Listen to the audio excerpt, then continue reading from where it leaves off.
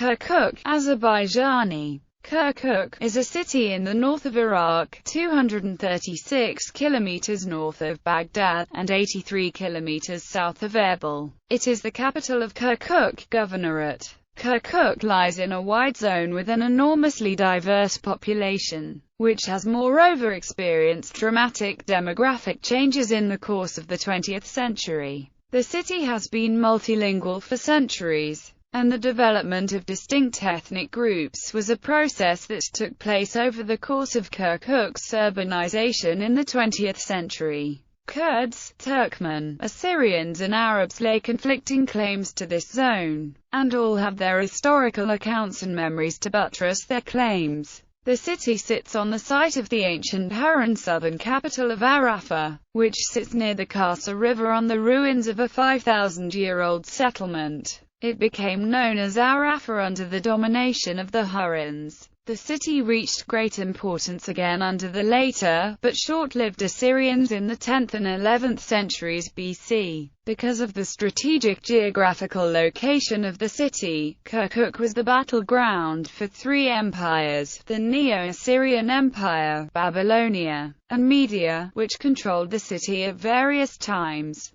Kurds and Turkmens have claimed the city as a cultural capital. It was named the capital of Iraqi culture by the Iraqi Ministry of Culture in 2010. The city currently consists mainly of people who self-identify as Kurds, Arabs, Iraqi Turkmens, Assyrians. With changes in population after the fall of Saddam Hussein, the U.S. invasion, and the advent of Daesh, most experts believe that the Kurds make up the majority of the population. Etymology. The ancient name of Kirkuk was the Assyrian Arrapha. During the Parthian era, a Korkura is mentioned by Ptolemy, which is believed to refer either to Kirkuk or to the site of Barbagoga 3 miles from the city. Since the Seleucid Empire, it was known as Karka Betzlok, which means citadel of the House of Seleucid in Mesopotamian Aramaic, the lingua franca of the Fertile Crescent in that era. The region around Kirkuk was known in Aramaic and Syriac sources as Beth Garme, which is a compound of Kurdish and Aramaic, meaning the warm country. It is also thought that region was known during the Parthian and Sassanid periods as Garmakan, which means the land of warmth, or the hot land. In some Iranian languages like Persian and Kurdish, Garm means warm. The name is still used by the Kurds in the form Garmian with the same meaning. During the Seleucid period, the city was renamed after King Seleucus, Karka Betzlok, a corruption of which is at the root of modern name Kirkuk. After the 7th century, Muslim writers used the name Kirkheni to refer to the city. Others used other variants, such as Barjemi, a cuneiform script found in 1927 at the foot of Kirkuk citadel stated that the city of Erika of Babylonia was on the site of Kirkuk.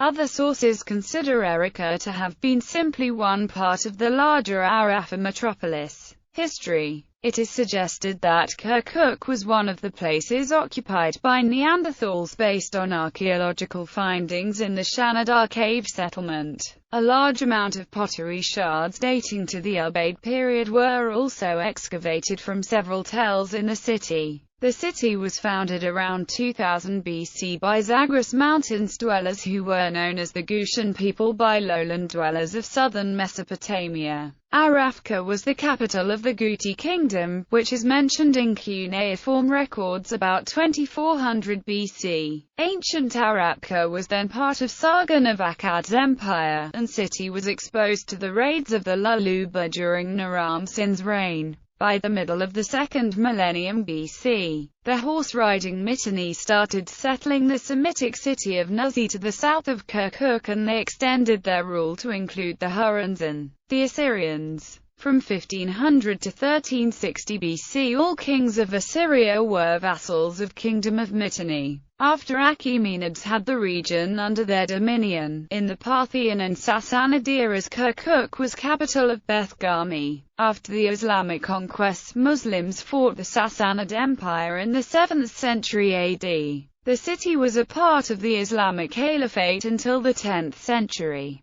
Kirkuk and the surrounding areas were then ruled by the Seljuk Turks for many years. After the divided empire collapsed, the city became a part of Turkic Zengi dynasty for a century. After the Mongol invasion, the Ilkhanate state was founded in the region and the city became a part of the Mongol Ilkhanate. The Ilkhanate region was then conquered by the Black Sheep Turkomans and White Sheep Turkomans. Ottoman Empire took control of Iraq, Syria, Palestine, Egypt and Hejaz in the early 16th century. Turkish rule continued until the end of World War I. British occupation. At the end of World War I, the British occupied Kirkuk on 7 May 1918. Abandoning the city after about 2 weeks, the British returned to Kirkuk a few months later after the Armistice of Mudros. Kirkuk avoided the troubles caused by the British-backed Sheikh Mahmud, who quickly attempted to defy the British and establish his own fiefdom in Sulaimania. The townspeople and tribesmen of Kirkuk, notably the Talabani sheikhs, demanded to be excluded from Sheikh Mahmud's area of authority before he was put in place. Entry into the Kingdom of Iraq, as both Turkey and Great Britain desperately wanted control of the Vilayet of Mosul. The Treaty of Lausanne in 1923 failed to solve the issue. For this reason, the question of Mosul was sent to the League of Nations. A committee traveled to the area before coming to a final decision. The territory south of the Brussels line belonged to Iraq. By the Treaty of Angora of 1926, Kirkuk became a part of the Kingdom of Iraq. Discovery of oil in 1927. Iraqi and American drillers working for the foreign-owned and British-led Iraq Petroleum Company struck a huge oil gusher at Baba-Gurgur near Kirkuk. The IPEC began exports from the Kirkuk oil field in 1934. The company moved its headquarters from Tuzkormatu to a camp on the outskirts of Kirkuk, which they named Arafah after the ancient city. Arafah remains a large neighborhood in Kirkuk to this day. The IPC exercised significant political power in the city and played a central role in Kirkuk's urbanization, initiating housing and development projects in collaboration with Iraqi authorities in the 1940s and 1950s. The presence of the oil industry had an effect on Kirkuk's demographics. The exploitation of Kirkuk soil, which began around 1930, attracted both Arabs and Kurds to the city in search of work. Kirkuk, which had been a predominantly Turkmen city, gradually lost its uniquely Turkmen character. At the same time, large numbers of Kurds from the mountains were settling in the uninhabited but cultivable rural parts of the district of Kirkuk. The influx of Kurds into Kirkuk continued through the 1960s. According to the 1957 census, Kirkuk city was 37.63% Iraqi Turkmen, 33.26% Kurdish, with Arabs making up less than 23% of its population. The Kirkuk field has remained the basis of northern Iraqi oil production, with over 10 billion barrels of proven remaining oil reserves as of 1998. After about 7 decades of operation, Kirkuk still produces up to 1 million barrels a day, almost half of all Iraqi oil exports. Some analysts believe that poor reservoir management practices during the Saddam and Hussein years may have seriously, and even permanently, damaged Kirkuk's oil field. One example showed an estimated 1,500,000,000 barrels of excess fuel oil being re-injected. Other problems include refinery residue and gas-stripped oil. Fuel oil re-injection has increased oil viscosity at Kirkuk, making it more difficult and expensive to get the oil out of the ground. Overall, between April 2003 and late December 2004, there were an estimated 123 attacks on Iraqi energy infrastructures, including the country's 7,000 kilometers long pipeline system. In response to these attacks, which cost Iraq billions of US dollars in lost oil export revenues and repair costs, The U.S. military set up the Task Force SHIELD to guard Iraq's energy infrastructure and the Kirkuk-Ceyhan oil pipeline in particular. In spite of the fact that little damage was done to Iraq's oil fields during the war itself, looting and sabotage after the war ended was highly destructive and accounted for perhaps 80% of the total damage. The discovery of vast quantities of oil in the region after World War I provided the impetus for the annexation of the former Ottoman Vilayet of Mosul to the Iraqi kingdom, established in 1921. Since then, and particularly from 1963 onwards, there have been continuous attempts to transform the ethnic makeup of the region. Pipelines from Kirkuk run through Turkey to Ceyhan on the Mediterranean Sea and were one of the two main routes for the export of Iraqi oil under the Oil for Food program following the Gulf War of 1991. This was in accordance with a United Nations mandate that at least 50% of the oil exports pass through Turkey. There were two parallel lines built in 1977 and 1987. 1970 Autonomy Agreement on paper. The Autonomy Agreement of the 11th of March 1970 recognized the legitimacy of Kurdish participation in government and Kurdish language teaching in schools. However, it reserved judgment on the territorial extent of Kurdistan, pending a new census. Such a census, according to Kurds, would surely have shown a solid Kurdish majority in the city of Kirkuk and the surrounding oil fields, as well as in the secondary oil-bearing Kurdish area of Karnakin, south of the Kurdish city of Sulaymaniyah. A census was not scheduled until 1977, by which time the autonomy deal was dead. In June 1973, with Baath Kurdish relations already souring, the guerrilla leader Mullah Mustafa Barzani laid formal claim to the Kirkuk oil fields. Baghdad interpreted this as a virtual declaration of war, and, in March 1974, unilaterally decreed an autonomy statute. The new statute was a far cry from the 1970 manifesto, and its definition of the Kurdish autonomous area explicitly excluded the oil-rich areas of Kirkuk, Karnakin and Shingal, Sinjar. In tandem with the 1970 to 1974 autonomy process, the Iraqi regime carried out a comprehensive administrative reform, in which the country's 16 provinces, or governorates, were renamed and in some cases had their boundaries altered.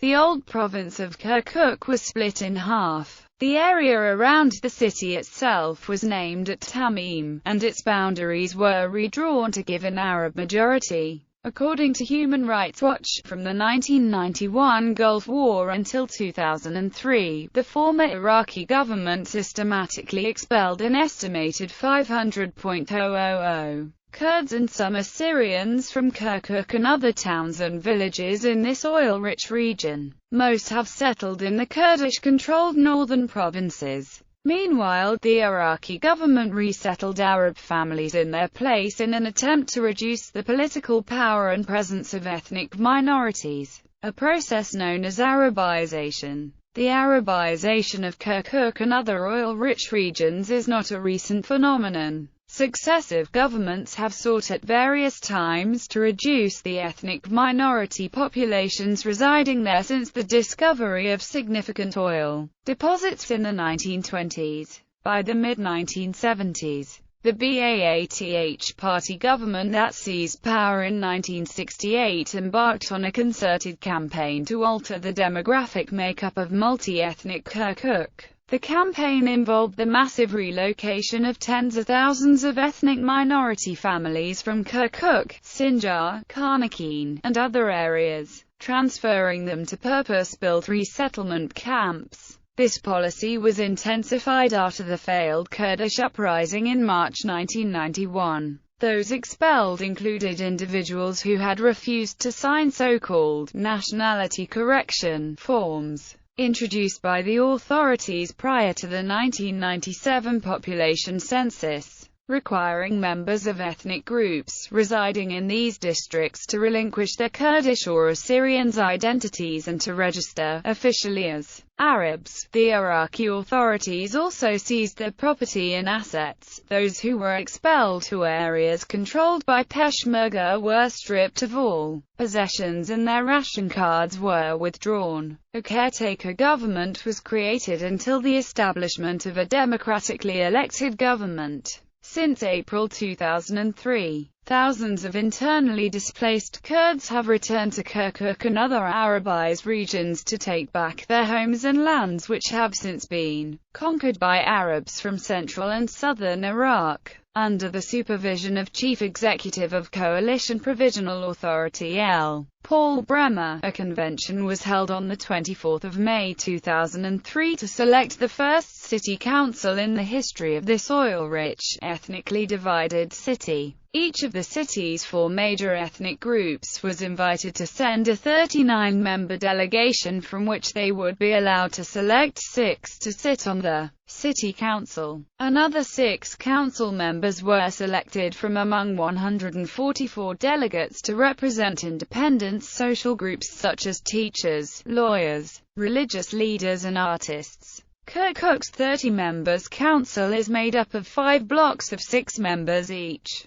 4 of those blocks are formed along ethnic lines: Kurds, Arabs, Assyrian and Turkmen, and the 5th is made up of independents. Turkmen and Arabs complained that the Kurds allegedly hold 5 of the seats in the independent bloc. They were also infuriated that their only representative at the council's helm was an assistant mayor whom they considered pro-Kurdish. Abdul Rahman Mustafa, a Baghdad-educated lawyer, was elected mayor by 20 votes to 10. The appointment of an Arab, Ismail Ahmed Rajab al-Hadidi, as deputy mayor went some way towards addressing Arab concerns. On 30 June 2005, through a secret direct voting process, with the participation of the widest communities in the province and despite all the political, legal, security complexities of this process in the country generally and in Kirkuk in particular, Kirkuk witnessed the birth of its first elected provincial council. The Independent Electoral Commission of Iraq (IECI) approved and announced the outcomes of this process,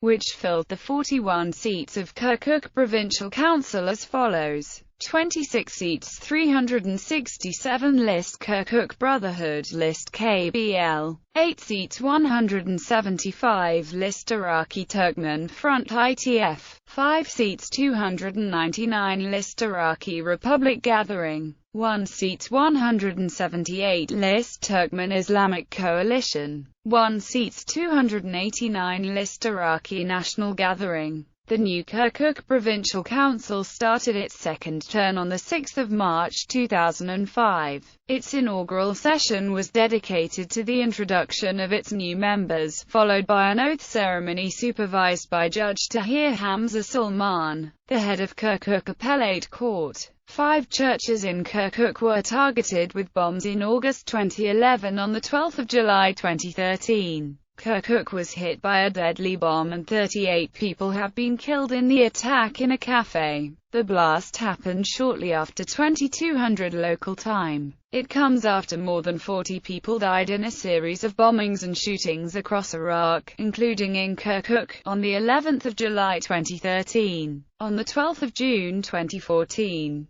the town was taken by Kurdish forces when Iraqi army fled following the success of the ISIL 2014 Northern Iraq offensive in securing control of nearby Tikrit, as well as neighboring areas in Syria.